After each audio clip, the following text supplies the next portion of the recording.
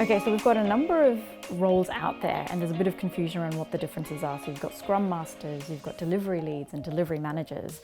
How would you describe the difference to someone who hasn't come across these terms before? Delivery leads are people that have a kind of quite a breadth and depth of experience, so they understand enough about the different roles within a cross-functional team to know, how to help people that are in each of those roles and how to kind of get the best, I guess, from kind of different roles across the team. Quite often I think we're working with clients who maybe have more of the traditional project manager roles in place, and quite often you're working with stakeholders who are very used to that way of working. So being able to mirror the one world onto the other in a way that's not too jarring, that can be quite a useful skill, I think, for a delivery lead to have, because sometimes you can't just rock up and say, hey, no Gantt charts, like, here we go, agile, nothing is documented. And obviously you wouldn't do that, but it's being able to sort of gently introduce new concepts around how to monitor progress, what non-evil metrics can we use to show you that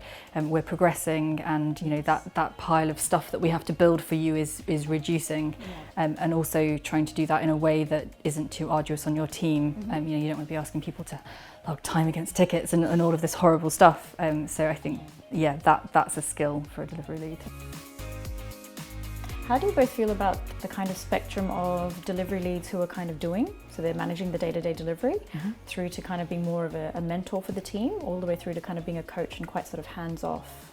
Even if you're just trying to coach people, I think the best way to do that is by working alongside them and being part of the delivery. I'm a firm believer that showing people how to do something and then kind of walking alongside them whilst they're doing it is a great way of kind of passing on or sharing your experience. We look for delivery leads that have a strong kind of focus and practical experience of getting things done, getting things delivered, rather than just coaching and being hands-off with the team. Is there some sort of like an end state where you see yourself not even being a part of the team because the team's autonomous or self-managing? How do you define like that end state? I think it depends a little bit on the client goals. In my current engagement, the client has a goal to bring in civil servants into a lot of the roles that are currently covered by contractors or people from suppliers. So I'm always looking for opportunities to help the client do that, to bring those civil servants into those roles and to hand over knowledge to them. Because I guess that longer term kind of sustainability is really important, right? Yeah, because ultimately we don't want to be with a client in the long term. I'm always looking for ways that I can make myself kind of redundant, so that essentially I can focus on perhaps more interesting and higher level things, and that either the teams that I look after are more independent in the way they work, and the client is able to do the things that I'm doing. I wonder if we could describe it as responsible redundancy. Yes, it is. Yeah, that's a good term. Yeah. It's the next team tattoo. Yeah, exactly. Hashtag responsible redundancy. What about aspects of the job that are really difficult? Sometimes you're seen as the face of the team. There's a lot of sort of high-level stuff, broad 360, then diving into details and going back out again. There's managing time. There's, there's a whole lot of different challenges. So, like from your perspective, what's probably like the one or two biggest challenges that you have in your role? We not only have to keep the kind of the opinion of the delivery teams high, so we have to make sure that we're seen to be doing a good job, that we're building working software for the client and we're delivering value, but we also have to make sure that the thing that we're building wins the hearts and minds of the operational staff as well. And that's something that's very difficult. They've been using a legacy system that they've been using it for about 5 years. They love it. It's their tool. They know it. They have all the workarounds in place. It's brilliant, and we're replacing that. And so it can be very difficult trying to tackle both of those things at the same time, trying to make sure that the delivery teams are well regarded, that we're building a good product, that we're delivering value all the time, but also that the thing that we build, it can be so easy for an internal tool to suddenly get a bad reputation. One slow day and it's, that system is slow forever and it's clunky, and so trying to keep that narrative going as well as looking in all the other places is quite difficult. Yeah. I mean, how do you navigate that? Like, are you able to draw on help from people, or are there certain tactics, etc., that you Yeah, I mean, you definitely identify allies within your stakeholder groups that can help you sort of echo those messages. And as soon as you have that in place, you almost don't have to do it just yourself because other people will be helping you. I think it can also be really important to make sure that that you have a good handle on your service and that you know when something happens and it is the service, that's absolutely great. Let's be transparent about it. Let's run a post-mortem. Let's figure out what happened and then communicate the results. But if it is something else, it's trying to make sure that you explain that in a way where you can sort of make sure that your service isn't the one that's being blamed for everything.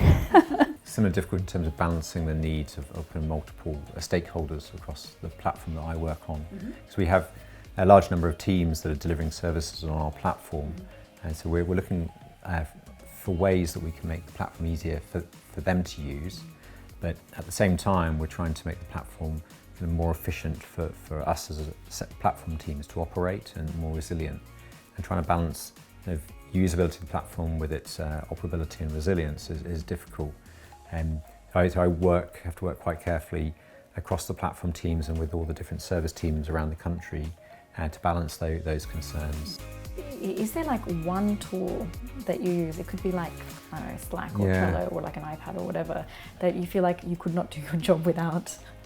I'd be lost without Trello.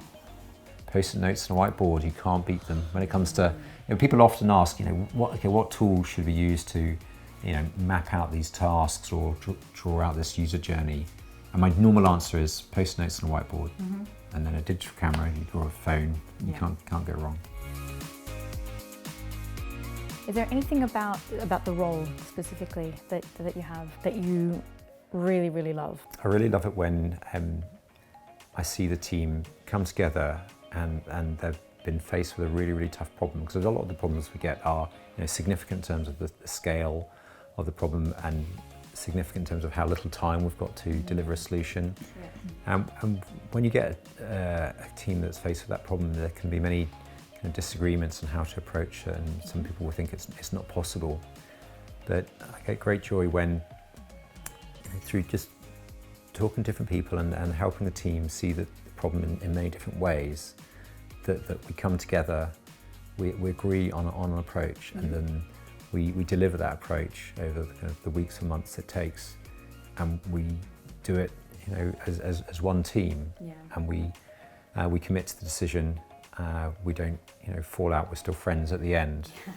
That is hugely satisfying to kind of look back and think, wow, if this was just a collection of individuals, or they weren't being helped to form as a team and helped along that journey, it would have perhaps not ended quite so well. So it's nice to be able to see that result.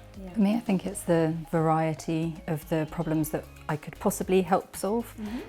One day I might be clambering over desks to get secure windows open to make sure that the team have enough ventilation, and the next day I might be looking at probably the same day I'd be looking at the change assurance model and can we help make it leaner. There's a lot of choice there, and I like making little projects for myself and sort of prioritising them and making sure that I'm tackling the ones that I think will add the most value for the client. Yeah, nice. And then it's all completely focused on unblocking the team and making it as smooth as possible for the team. Exactly. I think that's one of the nice things about being a delivery. There's so many opportunities to make things better, both for the team, for the client, for the customers, and that's it's great. It's very satisfying.